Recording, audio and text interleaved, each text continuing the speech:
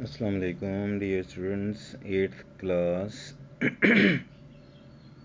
आज आपका ये लेक्चर है ज्योग्राफी के बारे में और आपने याद रखना है एमसीक्यूज़ की। आज हम स्टडी करेंगे चैप्टर नंबर 6 की नेचुरल रीजन्स के नाम से। तो उसका आपने ध्यान रखना है। इसकी एमसीक्यूज़ हम पढ़ते हैं और आप इसे बार बार वीडियो को वॉच कीजिए ताकि कम से कम ये याद हो जाए आपको अच्छे से।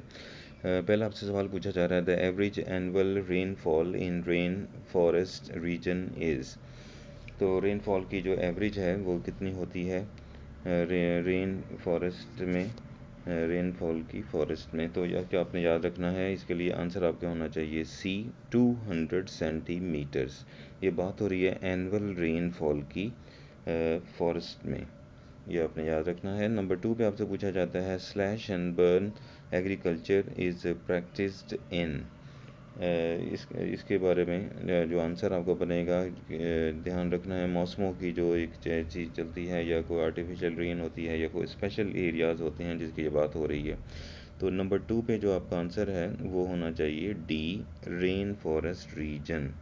Slash and burn agriculture is practised in rain forest region. Number 3 पे आपसे हम पूछा जा रहा है कि region of hot and humid climate, कौन सा हॉट एंड ह्यूमिड क्लाइमेट है। नंबर 3 के लिए आपके आंसर होना चाहिए B, desert region, humid and hot. Number 4, important produce of Mediterranean region is. Mediterranean का जो इलाका है वहाँ पर सबसे उनकी जो पैदावार है वो कौन सी है, प्रोडक्शन क्या लेते हैं वो लोग। तो नंबर 4 पे आपका आंसर होना चाहिए डी, ग्रेप्स, वहाँ ज़्यादा उगते हैं। फिर आपसे पूछा जा रहा है नंबर 5 पे, rice is an important product of. Rice किस इलाके में ज़्यादा हो रहे हैं। नंबर 5 के लिए आपके आंसर होना चाहिए c, this is monsoon region. Rice is an important product of monsoon region. Tundra is the region of extreme. Tundra जो है वो किस किस्म का रीजन है एक्सट्रीम लेवल पे, हम उसे क्या आंसर दे सकते हैं। तो सी के लिए इसका आंसर आपने चूज़ करना है cold climate. Tundra is the region of extreme cold climate, यानी ठंडा होता है वहाँ पर मौसम। नंबर 7 पे, important product of steppe region, उसकी जो वहाँ पर उस इलाके की क्या चीज़ बनती है सबसे ज़्यादा प्रोडक्ट उसकी। तो 7 के लिए आपको बी याद रखना है, वीट, गंदम उसे वहाँ पर उगती है। The winter season is lengthy in the region. कौन से रीजन, यानी विंटर सीजन लेंथी होता है किस इलाके में, आपने ये याद रखना है। नंबर 8 के लिए इसका आंसर होना चाहिए ए, टंड्रा का इलाका जो है वहाँ पर विंटर लॉन्ग होता है। On the number 9, on the basis of horizontal distribution of temperature, the world has been divided into dash major regions. तो कौन कौन से बड़े बड़े इलाकों में इसको तकसीम किया गया है हॉरिजॉन्टल डिस्ट्रीब्यूशन टेम्परेचर के लिए।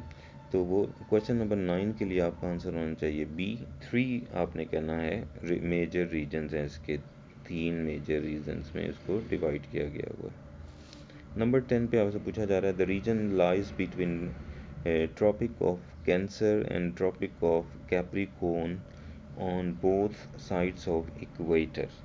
ये कैप्रिकॉर्न और कैंसर, ये आपको पता है ये सारे उनके बुर्जों के नाम हैं और उसके हवाले से बात हो रही है, ये कहाँ कहाँ रीजन में लाए करते हैं, मौजूद होते हैं। तो नंबर 10 पे आपने इसका आंसर बी के तौर पर याद रखना है, ट्रॉपिकल रीजन बनता है इनका answer. Number 11, there is abundant rainfall in this region. Abundant मैंने बहुत ज़्यादा, किस इलाके में सबसे ज़्यादा बारिश होती है, रेनफॉल होती है। तो 11 के लिए आपका आंसर होना चाहिए डी, टेम्परेट किस्म के जो इलाके होते हैं जहाँ पर मौसम दरमियाना सा होता है, तो वहाँ पर ये होती है सिचुएशन। क्वेश्चन नंबर 12 आपसे पूछा जा रहा है, extremely cold, no summer season, low rainfall, the region is. तो ये सारी क्वालिटीज़ किस इलाके की हैं। तो वो 12 के लिए आपका आंसर होना चाहिए बी, यानी cold. Extremely cold, no summer season, low rainfall, the region is cold. Cold जब रीज़न होता है वहाँ पर ये सारी सिचुएशन हो जाती है। नंबर 13 पे आपसे पूछा जा रहा है, on the basis of physical homogeneity there are dash, तो वो कौन से रीजन हैं जो कि फिज़िकल सिचुएशन क्रिएट करते हैं होमोजेनिटी की। तो इसके लिए आपने याद रखना है नंबर 13 के लिए आंसर है ए, 6 रीजन्स। ये आपने याद कर लेना है ताकि रेफरेंस के तौर पर उसको लॉजिक आपको याद हो कि क्या सिचुएशन चल रही है। क्वेश्चन नंबर 14 पे आपका आंसर वो पूछ रहे हैं, Indonesia, Malaysia, Thailand and Sri Lanka from Asia are the main countries of number A rain forest region. ये रेन फॉरेस्ट रीजन के तौर पर आप इसे याद रखेंगे इसका आंसर। 15 आपसे पूछ रहा है important products of rain forest regions are, यानी वहाँ क्या क्या उगता है सबसे ज़्यादा। तो 15 के लिए आपका आंसर होना चाहिए सी, नेचुरल रबर एंड कॉफ़ी। ये वहाँ की प्रोडक्शंस हैं, ये आप याद रखेंगे। 16 पे आपका आंसर पूछा जा रहा है main countries of monsoon regions are. Main countries कौन जहाँ मानसून के मौसम अक्सर आता रहता है। 16 के लिए आपका आंसर होना चाहिए B, Pakistan, India and Bangladesh. तो ये वो इलाके कंट्रीज़ हैं जहाँ पर ये मानसून होता है। 17 के लिए क्वेश्चन है, द रीजन है lies both sides of equator between 30 to 45 degrees latitude on the western coasts of the continents with।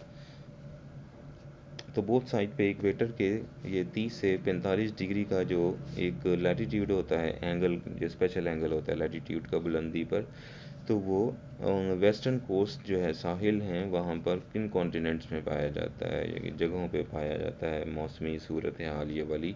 तो 17 के लिए आपका आंसर होना चाहिए मेडिट्रेनियन जो लोकेशन है वहाँ पर ये सिचुएशन है। नंबर 8 पे 18 पे पूछा जा रहा है, रशिया और Siberia, Norway, Finland and Canada are included in. वो कौन कौन से इलाकों में ये कंट्रीज जो हैं वो शामिल हैं। 18 पर आपका आंसर आ रहा है बी, उसके लिए आपने याद रखना है द टंड्रा रीजन में ये शुमार हो जाती हैं चीज़ें। 19 के लिए आपसे पूछा जा रहा है, ड्यू टू एक्सट्रीम स्नो, बहुत ज़्यादा जब बर्फ़बारी हो जाती है, the snow soil the subsoil also freezes and the land remains useless for any type of activities in। वो कौन से इलाकों में बर्फ़ शदीद पड़ती है और सारी एक्टिविटीज़ बस स्टॉप हो जाती हैं किसी भी किस्म की ज़मीनी लिहाज से। तो 19 के लिए आपका आंसर होना चाहिए a, this is tundra region. 20th answer question आपका, people spend nomadic way of life in search of water in. वो कौन से इलाके जहाँ पानी बहुत कम है और लोग पानी की तलाश में बहुत ज़्यादा सफ़र करते हैं। तो 30th के लिए आप 20th के लिए आपका आंसर होना चाहिए ए, डेजर्ट रीजन होते हैं जहाँ पर पानी बहुत ही कम पाया जाता है। तो ये आपने याद रखना है, ये सारे एमसीक्यूज अपनी प्रैक्टिस के लिए आप याद रखेंगे। I hope you can understand easily with all these numbers and the answers and the choices we made. Thank you very much. See you. Allah Hafiz.